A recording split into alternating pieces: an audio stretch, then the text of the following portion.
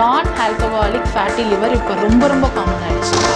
பிசிஓடியில் இருக்க முதல் அறிகுறி வந்து ஹார்மோனல் இம்பேலன்ஸ் நான் சொன்ன மாதிரி, அதுக்கப்புறமேட்டு வெயிட் கெயின், அதுக்கப்புறம் ஃபேஷியலில் ஹேர் க்ரோத் ஆகும்.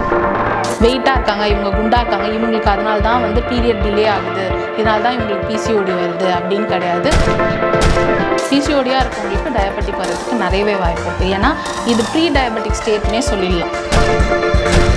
WHO என்ன சொல்லியிருக்காங்க அப்படின்னா 10ல் ஒரு 4 பெண்மணிக்காவது பிசிஓடி இருக்கும் அப்படின்ற மாதிரி சொல்லியிருக்காங்க. தினகரன் நேயர்களுக்கு வணக்கம். இன்றைக்கி நவீன வாழ்க்கை முறையில் பெண்களுக்கு வர மிக முக்கியமான பிரச்சனைகள் ஒன்று பிசிஓடி. இந்த பிசிஓடினா என்ன, பிசிஓடிக்கான தீர்வுகள் என்ன அப்படிங்கிறத பற்றி நம்மிடம் பேசுவதற்காக இயன்முறை மருத்துவர் பிசியோதெரபிஸ்ட் நித்யாமூர்த்தி அவர்கள் நம்மிடையே இணைந்திருக்கிறார். வணக்கம் டாக்டர். வணக்கம் சார்.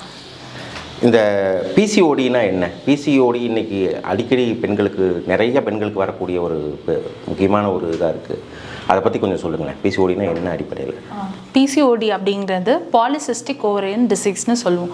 அதாவது கருப்பை இருக்கு இல்லையா பெண்களுக்கு, அதில் இருக்க கருமுட்டை வளர்கிற தன்மை வந்து கொஞ்சம் கொஞ்சமாக குறைஞ்சு அதிக நாள் எடுக்கும். அதாவது 21 நாட்கள்லேருந்து 35 நாட்களில் கருமுட்டை வளர்ந்து அது அப்சர்வ் ஆகி அது பீரியட்ஸாக வரணும். அது வந்து கொஞ்சம் அதிகமான நாட்கள் எடுக்கிறதுனால அவங்களுக்கு பீரியட்ஸ் டிலே மட்டும் இல்லாமல் ஹார்மோனல் டெஃபிஷியன்சிஸ்னால வரது தான் பாலிசிஸ்டிக் ஓவரியன் டிசீஸ்னு சொல்லுவோம் சார். சரிங்க மேடம். இப்போது இந்த பிசிஓடிங்கிறது உண்மையிலேயே பயப்பட வேண்டிய அளவுக்கு ரொம்ப டேஞ்சரஸான ஒரு டிசீஸாக அது ஒரு நோயா? ஆக்சுவலாக பிசிஓடியை பார்த்து பயப்பட வேண்டாம். அது வந்து டிசீஸ்ன்னு சொல்கிறத விட அது வந்து லைஃப் ஸ்டைல் டிஸார்டர், அதாவது நம்ம வாழ்வியல் முறையினால் வர ஒரு கண்டிஷன்னு சொல்லலாம். அதாவது இப்போ ஒரு WHO என்ன சொல்லியிருக்காங்க அப்படின்னா 10ல் ஒரு 4 பெண்மணிக்காவது பிசிஓடி இருக்கும் அப்படின்ற மாதிரி சொல்லியிருக்காங்க.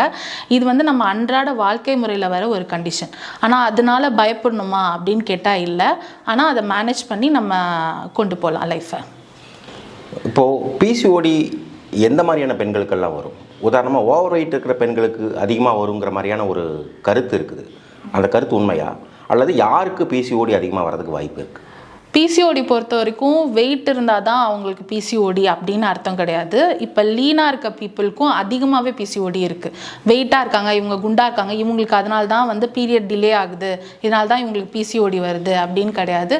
வெயிட் கம்மியாக இருக்காங்களோ அதிகமாக இருக்காங்களோ அவங்களுக்கு ஹார்மோனல் இம்பேலன்ஸ் இருந்தாலே கண்டிப்பாக பிசிஓடி இருக்குன்னு தான் அர்த்தம்.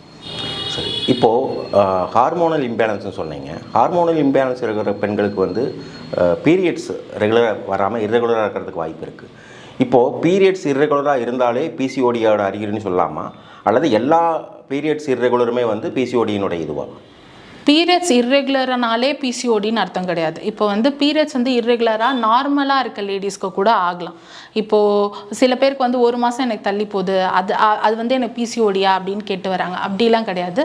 இது கூட சேர்ந்து ஹார்மோனல் டெஃபிஷியன்சி இருக்கணும். அதுக்கப்புறம் உங்களோட ஸ்கேனிங்கில் உங்களுக்கு கருப்பையில் முட்டை இருக்கணும். இந்த மாதிரியான சிம்டம்ஸ் இருக்கணும். வெயிட் கெயின், ஹார்மோனல் இன்டெஃபிஷியன்சி, அதுக்கப்புறம் உங்களோட கருப்பையில் பார்க்கும்போது எக் இருக்குது, அதெல்லாம் சேர்த்தா தான் பிசிஓடி. நீங்களாக வந்து வெயிட் கெயின் ஆனாலே பிசிஓடி, பீரியட்ஸ் வரலனாலே பிசிஓடின்னு சொல்லக்கூடாது. இதெல்லாம் இருந்தால் தான் பிசிஓடி. ஒரு ஆரோக்கியமான பெண்ணுக்கு நார்மலான பீரியட் சைக்கிள்ங்கிறது எத்தனை நாள்? 21 to 35 days. இதுதான் வந்து நார்மலான சைக்கிள். 21 நாள்லேருந்து 35 நாளுக்குள்ளே பீரியட்ஸ் வந்துடணும், அந்த சைக்கிள் முடிஞ்சிடணும். அதுக்கு மேலே போச்சுன்னா இது இர்ரெகுலராக இருக்குது அப்படின்னு சொல்லுவாங்க.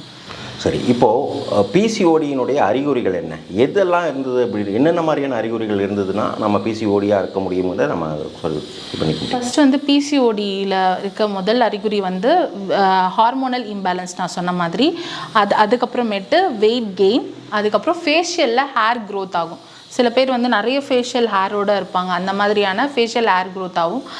கழுத்துலாம் கருப்பாகிறது, நிறைய மறு வர்றது, அதெல்லாம் வந்து பிசிஓடியோட அறிகுறியாக இருக்கும்.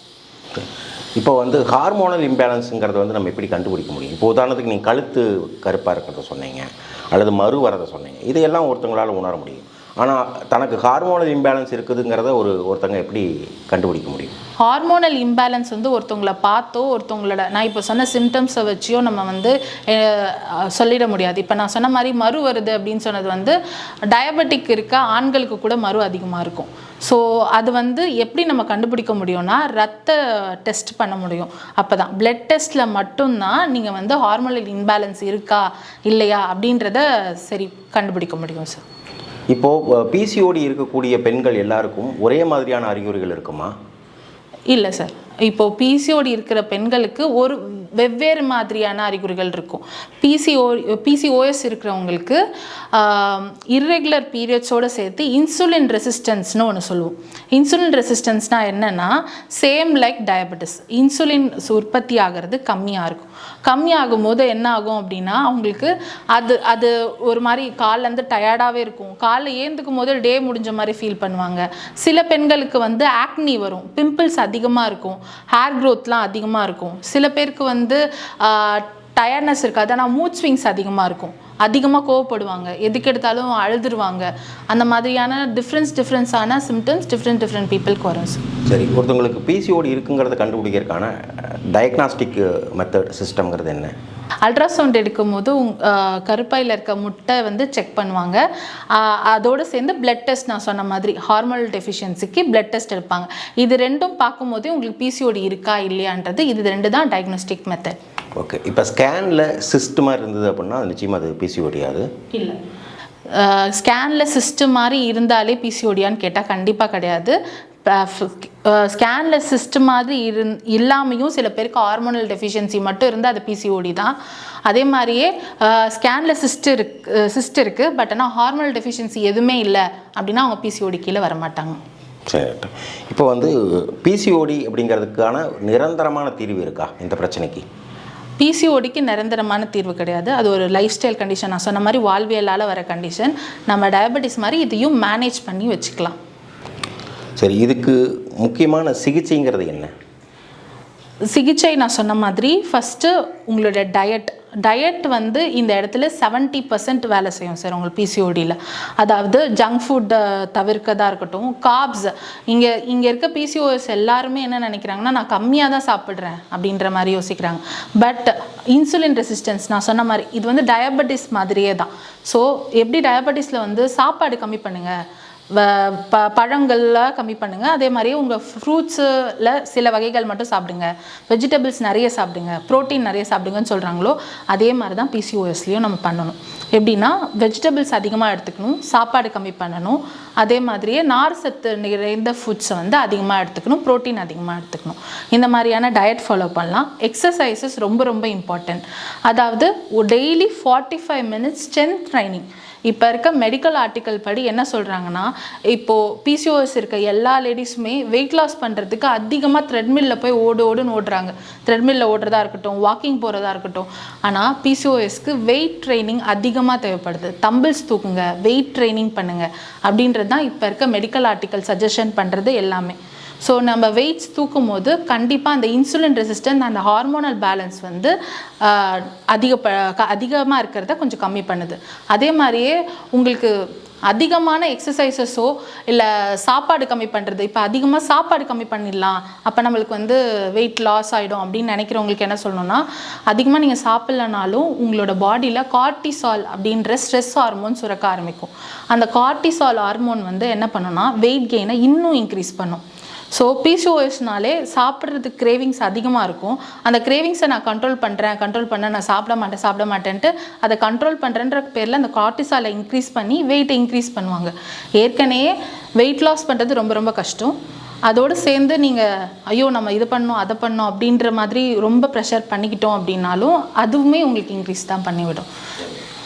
இப்போது நீங்கள் சொன்ன இந்த தீர்வு அல்லது சிகிச்சை அப்படிங்கிறதுல பெரும்பாலும் ஒரு டயபெட்டிக் பேஷண்ட்டுக்கு என்னென்ன மாதிரியான ஃபுட் கண்ட்ரோல், ஒர்க் அவுட்ஸு இதெல்லாமே வந்து டயபெட்டிக் பேஷண்ட்ஸுக்கும் சொல்கிறாங்க. இப்போது டயபெட்டிக்குக்கும் பிசிஓடிக்கு இருக்கக்கூடிய உறவுங்கிறது என்ன, அல்லது டயபெட்டிக் பேஷண்ட்ஸு பிசிஓடி பேஷண்ட்டாக மாறதுக்கான வாய்ப்புகள் இருக்கா, அதை சொல்லுங்கள். டயபெட்டிக் பேஷண்ட் பிசிஓடி பேஷண்ட் டயபெட்டிக்காக மாறதுக்கு வாய்ப்பு இருக்குது. டயபெட்டிக் பேஷண்ட் பிசிஓடியாக மாற மாட்டாங்க. ஸோ பிசிஓடியாக இருக்கவங்களுக்கு டயபெட்டிக் வரதுக்கு நிறையவே வாய்ப்பு இருக்குது. ஏன்னா இது ப்ரீ டயபெட்டிக் ஸ்டேட்னே சொல்லிடலாம். ஸோ இதுக்கும் நிறையவே கனெக்ஷன் இருக்குது. நான் சொன்ன மாதிரி பேங்க்ரியாஸ் தான் இதுக்கும் பிரச்சனை, அதுக்கும் பிரச்சனை. இன்சுலின் தான் இதுக்கும் பிரச்சனை, அதுக்கும் பிரச்சனை. மோர் ஆர் லைக் இதை வந்து நம்ம ஒரு கண்டிஷனாக பார்த்து டயபெட்டிஸ் பேஷண்ட் எப்படி ஃபாலோ பண்ணுவாங்களோ நம்மளும் அதே மாதிரி தான் ஃபாலோ பண்ணோம். ஏன்னா டயபெட்டிஸ்ன்றது அன்றாடம் நம்ம ஒரு வீட்டில் பார்க்கக்கூடிய ஒரு ஆளுக்காவது 2 ஆளுக்காவது இருக்கும். அவங்க என்ன மாதிரியான டயட் ஃபாலோ பண்ணுறாங்க அப்படின்றது நம்மளுக்கு ஒரு ஐடியா இருக்கும். அது உங்களுக்கு புரியணுன்றதுக்காக இப்படி சொல்கிறேன். ஆனால் இது ரெண்டுத்துக்குமே இன்டர் கனெக்டட் இருக்குது. இப்போது பிசிஓடி இருக்கக்கூடிய பெண்களுக்கு கருவுறுவதற்கான வாய்ப்பு எப்படி இருக்குது? இன்ஃபெர்டிலிட்டி அப்படின்றது எக்ஸ்ட்ரீம் ஸ்டேட் தான் சார். பிசிஓடி பொறுத்த வரைக்கும் பிசிஓடியோட ட்ரீட்மெண்ட் பண்ணோன்னா கண்டிப்பாக குழந்தை பிறந்ததுக்கான சான்ஸ் நிறையவே இருக்குது. இன்ஃபெர்டிலிட்டின்றது லாஸ்ட்டு ஸ்டேஜ் தான். இப்போ வந்து எக்ஸ்ட்ரீமாக இதை வந்து நம்ம அதை வந்து மெயின்டைனே பண்ணாமல் இருக்கோம் அப்படின்னா எக்ஸ்ட்ரீமில் இன்ஃபெர்டிலிட்டி அப்படின்றது போகும். அது ரொம்ப ரொம்ப ரேர் தான். மற்றபடி ட்ரீட்மெண்ட் பண்ணி அவங்க கரெக்டாக அவங்க மெயின்டைன் பண்ணிட்டு வந்தாங்க, அவங்க ஹார்மோனல் லெவல் பீரியட்ஸ் எல்லாம் ரெகுலராக பண்ணிட்டு வந்தாங்கன்னா நார்மலாக கூட அவங்களுக்கு பேபி பிறக்கிறதுக்கு நிறையவே வாய்ப்பு இருக்குது. சரி, இப்போ வந்து ஒரு திருமணத்துக்கு முன்னாடியே இந்த பிசிஓடியான டெஸ்ட்டு பெண்கள் எடுத்துக்கிறதுங்கிறது வந்து உதவிகரமாக இருக்குமா? ஒருவேளை நாளைக்கு அவங்களுக்கு குழந்தை பிறப்பு இந்த மாதிரி விஷயங்கள்லாம் இது பண்ணுறதுக்காக. இப்போது நீங்கள் கல்யாணம் பண்ண போகிறீங்க அப்படின்னா தான் நம்ம பிசிஓடி செக் பண்ணுமான்னு கேட்டால் இப்படிலாம் கிடையாது. நீங்கள் இர்ரெகுலராக பீரியட்ஸ் இருக்கும் போதே பிசிஓடி இருக்கான்றது பார்த்துக்கிறது நல்லது. அதே மாதிரி நீங்கள் பேபி செக் பண்ணுறீங்கன்னா நீங்கள் ஃபஸ்ட் எடுத்து ட்ரை பண்ணுறீங்க அப்படின்னா பிசிஓடி இருக்கா அப்படிங்கிறது பார்த்துக்கிறது ரொம்ப ரொம்ப நல்லது கல்யாணத்துக்கு முன்னாடி. இப்போ வந்து எல்லா பெண்களுமே வந்து பிசிஓடிக்கான டெஸ்ட் எடுத்துக்கிறது அவசியமா, அல்லது வந்து இந்த அறிகுறிகள் இருக்கிறப்ப மட்டும் முயற்சி பண்ணால் போதுமா? அறிகுறிகள் இருக்கிறவங்க முயற்சி பண்ணாவே போதுமானது. ஏன்னா எல்லா பெண்களுக்கும் நார்மலான ஒரு சைக்கிள் இருக்குது. 21 நாள்லேருந்து 35 நாள் வரைக்கும் இருக்குது. எந்த ஹார்மோனல் நான் சொன்ன எந்த ஹார்மோனல் சிம்டம்ஸோ இல்லை, மூட் ஸ்விங் இல்லை, ஹேர் க்ரோத் இல்லை, ஃபேஷியல் ஹேர் க்ரோத் இல்லை வந்து அவங்களுக்கு அதிகமான கோவமோ இல்லை டயர்ட்னஸோ அந்த மாதிரிலாம் எதுவுமே இல்லை அப்படின்ற பட்சத்தில் பண்ண வேண்டாம். நீங்கள் தைராய்டுன்னு சொன்னோன்னா எனக்கு எந்த சந்தேகம் வருது. தைராய்டு பிரச்சனை இருக்கக்கூடிய பெண்களுக்கும் பிசிஓடிக்கு வாய்ப்பு அல்லது சாத்தியம் எப்படி இருக்குது, அல்லது எப்படி இருக்குது? நிறையவே இருக்குது. தைராய்டும் பிசிஓடியும் இதுவும் ஹார்மோன் தான். தைராய்டும் ஒரு வகையான ஹார்மோனல் டிஸார்டர் தான். தைராய்டு உள்ள இப்போ பிசிஓடி இருக்குனாலே அவங்களுக்கு தைராய்டு டெஸ்ட்டு டாக்டர் கண்டிப்பாக பண்ணணும்னு அதை சொல்லுவாங்க. அதே மாதிரியே தைராய்டு இருக்குனாலும் பிசிஓடி பண்ணணும்னு சொல்லுவாங்க. ஹார்மோனல் டெஃபிஷியன்சி வந்து more or like inter related தான். இதுவும் ஹார்மோனல், இதுவும் ஹார்மோன், ரெண்டுமே எண்டோக்ரைனாக இருக்கிறதுனால ரெண்டுமே கனெக்டபிள் தான். இப்போ இந்த ஹார்மோன் டிஸார்டர் அப்படிங்கிறது வந்து வாழ்வியல் முறையினால் உருவாகி வருதா, இல்லை அது ஹெரிடிட்டியா, பாரம்பரியமாக வர்றதா? ரெண்டுமே 50-50 தான் சார். இப்போ ஹார்மோனல் டெஃபிஷியன்சி வந்து இப்போ இருக்கிறதுல வந்து பார்த்திங்கன்னா நம்மளோட சடன்ட்ரி லைஃப் ஸ்டைல் தான், வாழ்வியல் முறையில் தான் 100% சொல்கிறாங்க. பட் இருந்தாலும் ஹெரிடேட்ரியாகவும் வருமா அப்படின்னு கேட்டிங்கன்னா, இப்போ அப்பாவுக்கு சுகர் இருந்தது, பையனுக்கும் சுகர் வந்துருச்சு, தாத்தாக்கு சுகர் அந்த மாதிரியும் இருக்க வாய்ப்பு இருக்குது. அதே மாதிரி பிசிஓடி வந்து லிவர்லேருந்து எல்லாத்தையுமே அஃபெக்ட் பண்ணும். ஸோ ஃபார் எக்ஸாம்பிள் பார்த்திங்கன்னா ஃபேட்டி லிவர் வந்து பிசிஓடி இருக்க பீப்புளுக்கு வெயிட் அதிகமாக இருக்கிறதால ஃபேட்டி லிவர் அபாயம் இருக்குது அப்படின்ற மாதிரி கூட சொல்கிறாங்க இப்போல்லாம். ஸோ அதெல்லாமே கூட நம்ம பார்க்கணும். ஃபேட்டி லிவருங்கிறது பொதுவாக ஆண்களுக்கு இருக்கக்கூடிய பிரச்சனைங்கிற மாதிரி ஒரு மனநிலை இருக்குது, அது அப்படியா? இல்லை, ஆக்சுவலாக ஃபேட்டி லிவருங்கிறது ஆல்கஹால் கன்சியூம் பண்ணுற ஆண்களுக்கு மட்டும்தான் அப்படின்றது மாதிரி நான் ஆல்கஹாலிக் ஃபேட்டி லிவர் இப்போ ரொம்ப ரொம்ப காமன் ஆயிடுச்சு. நான் குடிக்க மாட்டேன், நான் சிகரெட் பிடிக்க மாட்டேன், ஆனால் எனக்கு ஃபேட்டி லிவர் இருக்குது அப்படின்றது. இப்போ ஃபேட்டி லிவர் இருக்கக்கூடிய பெண்களுக்கு பிசிஓடி வர்றதுக்கு வாய்ப்பு இருக்கா?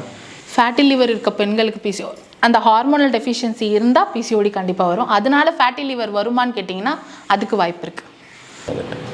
ஒரு பிசியோதெரபிஸ்டாக நீங்கள் வந்து இந்த பிசிஓடி பிரச்சனைக்கு பெண்களுக்கு சொல்லக்கூடிய அட்வைஸ் அல்லது இதுங்கிறது என்ன? நான் சொன்ன மாதிரி பிசிஓடின்றது ஒரு வாழ்வியல் ப்ராப்ளம் தான். இப்போது என்னால் இந்த இன்சுலின் ரெசிஸ்டன்ஸ் அப்படின்றது ரொம்ப பெரிய வார்த்தையாக இருக்குது, இதெல்லாம் நான் எப்படி ஒரு இதில் கட்டுப்பாப்பில் கொண்டு வர முடியும் அப்படின்ற ஒரு கேள்வி எல்லாருக்குமே இருக்கும். ஆஸ் அ ஃபிசியோதெரபிஸ்ட்டாக நான் என்ன சொல்கிறேன்னா, ஒரு மீல்ஸ் நீங்கள் சாப்பிட்றீங்க, காலையில் ஒரு மீல் சாப்பிட்றீங்க அப்படின்னா கூட அதுக்கப்புறம் ஒரு 10 மினிட்ஸ் நடந்தாலே உங்கள் இன்சுலின் லெவல் வந்து ஸ்பைக்லேருந்து டவுன் ஆகி நியூட்ரல் ஆகும். ஸோ நீங்கள் ஒரு 10 நிமிஷம் ஒரு மீலுக்கு அப்புறமும் ஒரு 10 நிமிஷம் நடந்தீங்கனாலே உங்களோட இன்சுலின் லெவல் வந்து அதிகமாகவே இருக்கிறத அப்படியே ஸ்பைக்கை வந்து டவுன் பண்ணி விட்டுரும். அதே மாதிரி சின்ன சின்ன சேஞ்சஸ் தான். இப்போது ஒவ்வொரு இடத்துக்கு நீங்கள் போகிறது வந்து அதிகமாக உங்களோட காரோ இல்லை உங்கள் பைக்கோ எடுக்காமல் வாக் பண்ணி போகிறதா இருக்கட்டும். அதே மாதிரி வெயிட் ட்ரைனிங் ரொம்ப ரொம்ப important. Weight training, weight muscle lift பண்ணும் போது அந்த மசில் பம்ப் ஆகும்போது உங்களுக்கு வந்து அந்த இன்சுலின் ரெசிஸ்டன்ஸ், உங்களுடைய ஹார்மோனல் எல்லாத்தையுமே பேலன்ஸ் பண்ணிவிடும். இது வந்து ஒரு லைஃப் ஸ்டைல் மேனேஜ்மெண்ட் தான். இதை நான் எப்போவுமே பண்ணிகிட்டே இருக்கணுமா அப்படின்னு கேட்டிங்கன்னா, பண்ணிகிட்டே இருக்கிறது ரொம்ப ரொம்ப நல்லது. ஏன்னா இப்போ டயபெட்டிஸோ இல்லை வேறு ஏதாவது ஒரு தைராய்டோ இருக்கிறவங்க வந்து எப்போவுமே மாத்திரை சாப்பிட்டே இருப்பாங்க, எப்போவுமே அந்த லைஃப் ஸ்டைலை மேனேஜ் பண்ணிட்டே இருப்பாங்க. அதே மாதிரி தான் பிசிஓடியும்.